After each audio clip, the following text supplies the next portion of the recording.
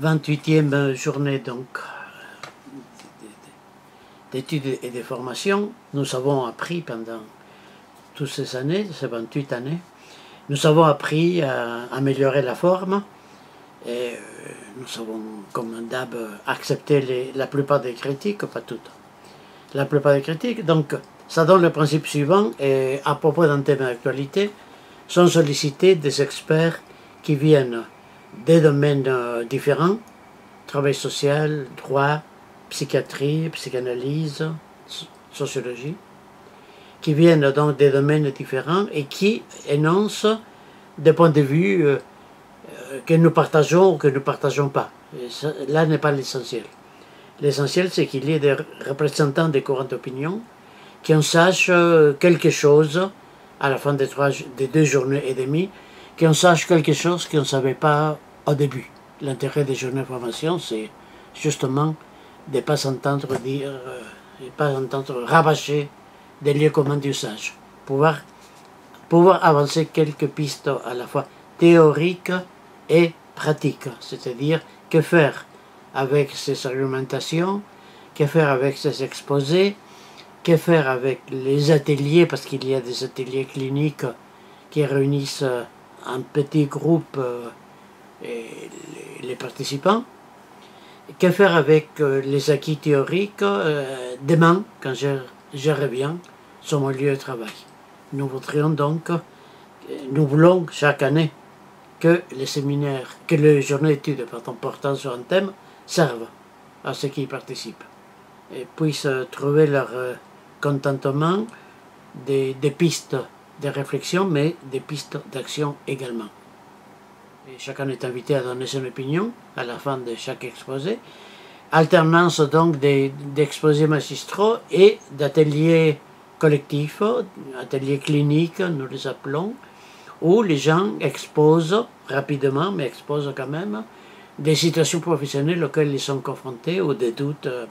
Nous pouvons parfaitement continuer ce travail après les journées d'études via Skype ou autre chose, ou Zoom ou d'autres modalités.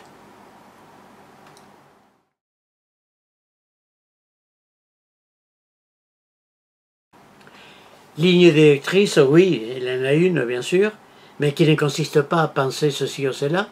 Nous laissons délibérément, et nous encourageons même délibérément, chacun des intervenants à donner son point de vue, à exprimer son ressenti sur la question. Là n'est pas la ligne fondamentale. La ligne fondamentale réside dans l'effort que nous demandons autant aux intervenants qu'aux participants, et que nous nous imposons nous-mêmes, bien sûr, dans l'effort donc de définir de quoi on parle, de définir les termes principaux, autorité avant tout, mais aussi les autres termes qui vont avec, de genre crise de l'autorité. Moi, avant de me prononcer oui ou non, qu'est-ce que ça signifie, qu'est-ce qu'on dit quand on dit que de la relation éducative, il n'y a plus d'autorité, ou que les jeunes ne respectent plus l'autorité. Moi, je vais bien ou je ne vais pas. Là n'est pas la question pour moi. La question pour moi, c'est de quoi on parle quand on parle de crise de l'autorité. Qu'est-ce qui est en crise?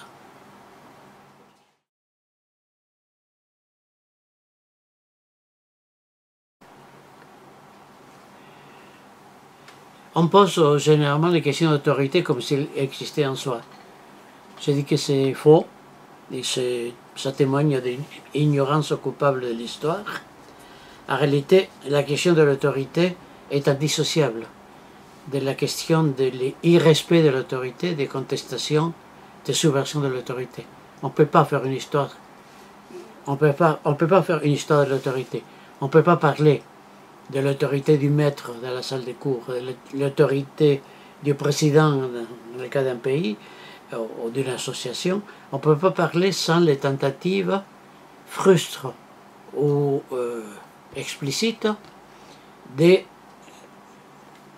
contestations, des mises en question, d'interrogations sur l'autorité. Là, c'est un petit point tout à fait important. En fait, il n'est pas petit que ça.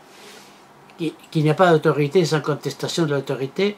La contestation n'étant pas un phénomène qui tombe de l'extérieur, mais qui est impliqué, au sens mathématique du terme, qui est impliqué, qui est l'autre côté de l'autorité.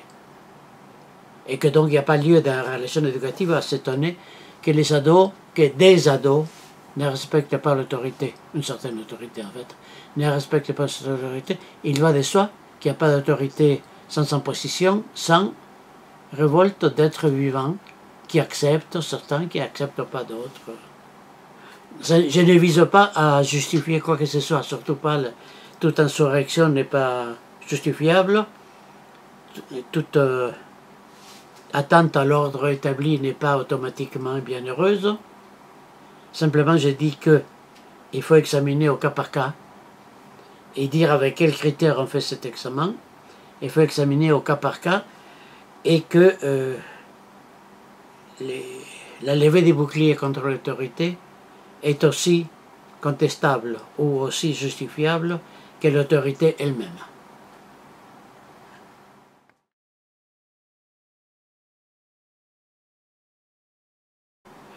Deux exposés, donc le premier en ouverture, lundi après-midi, lundi 16 après-midi, le deuxième en ponctuation, mardi clôture, mais disons pas clôture parce que si on peut clôturer les journées, c'est parce que on n'a pas trop pensé. Ponctuation. Et en ouverture, donc j'essaie de dresser pour la question faire autorité aujourd'hui, j'essaie de dresser une cartographie, c'est-à-dire un plan, un schéma de déplacement, d'intervention. Pour le deuxième exposé, mercredi après-midi aussi, et j'essaie de dresser à propos de la question faire autorité aujourd'hui, j'essaie de dresser des pistes, de perspectives, des orientations. Une cartographie. Plusieurs choses, je me limite à quelques points évidemment seulement. Avant tout, rappeler ce que d'une certaine manière on sait tous, mais quand même, que la question de l'autorité est une question complexe, qui est une phrase absolument banale ou tout à fait utile, ça dépend comment on la voit. Et question complexe, c'est-à-dire c'est une question, et avant d'y répondre, se demander en quoi elle consiste, l'interroger. Donc je suis très travaillé à travailler la question de la définition, bien sûr. Seule manière de s'entendre un peu, et de ne pas tromper les gens avec qui on travaille. C'est une question, donc c'est une interrogation. On ne peut pas dire qu'elle est contestée aujourd'hui, on ne peut pas dire qu'elle est morte, on ne peut pas dire qu'il faut la revendiquer sans définir en quoi, quels sont les composants, les éléments de cette définition de l'autorité. C'est à quoi je m'emploie. J'essaie de définir, prétentieusement, j'essaie de définir qu'est-ce que l'autorité, quels sont les éléments. Je veux une liste que je commente au point à point. À partir d'une liste de 2 feuilles, donc, que j'ai à ce moment devant les yeux et qui sont photocopiées à l'intention des participants. C'est une question et c'est aussi une question complexe, c'est-à-dire pas réductible à tel ou tel principe simple, sinon simpliste, du genre l'absence de père, l'absence, le wokisme ou le féminisme ou ceci ou cela. C'est une question complexe, c'est-à-dire non réductible à un principe unificateur. Il faut accepter la complexité. Surtout quand on fait des psycho, quand on fait du travail social, quand on fait de la philo. Si on est fâché avec la complexité, on souffre. On souffre. Dans cette cartographie, donc, il y a une liste, je disais, d'éléments qui entrent dans la composition, la recette de cuisine de l'autorité. De quels éléments elle est composée, comment elle les argumente, comment elle les traite, pour aboutir à une conclusion qu'il convient de parler non pas de l'autorité, avec un sang majuscule, que plutôt des figures d'autorité. C'est pas la même chose. L'autorité est une entité métaphysique. Et donc on peut dire qu'elle tombe, on peut dire qu'elle ne tombe pas, c'est presque pareil au même. En revanche, si on parle de figures d'autorité, donc ce sont certaines qui sont à des études et d'autres qui sont montées en épingle. Bon, je travaille ça avec des exemples, bien sûr, et lors de l'exposé de lundi après-midi, qui est suivi, d'après mes souvenirs, d'un atelier, c'est-à-dire d'un atelier clinique, c'est-à-dire une réunion de 15 participants sur l'égide d'un animateur qui intervient un peu, délibérément, où ces idées seront exposées, travaillées, contestées, etc. Mercredi après-midi, pour finir, mercredi après-midi, j'essaie d'élaborer des pistes, des perspectives d'orientation, des orientations, avec à la fois ce que j'ai pu raconter lundi, ce qui s'est élaboré dans les ateliers, ce qui a été dit par les différents intervenants. Et j'essaye dans cette perspective donc par exemple, en passant, quand on parle de la restauration de l'autorité, si on a accepté qu'il ne faut pas parler de l'autorité, mais des figures d'autorité, quand on dit qu'il s'agit de sublimer, de restaurer l'autorité, en réalité, ce qu'on dit, c'est qu'il faut restaurer une certaine autorité, d'une certaine manière. L'autorité n'est jamais défaillante. Aucune société ne fonctionne sans, y compris l'autorité du chef de bande, dans un squat. La question n'est pas celle de l'autorité, la question est celle des modalités historiques d'existence des autorités. Le travail social, le travail psy peuvent gagner à penser des choses de cette manière. Bon, voilà, c'est des choses que j'ai compte développer. Mercredi après-midi, je serai un peu fatigué, certes.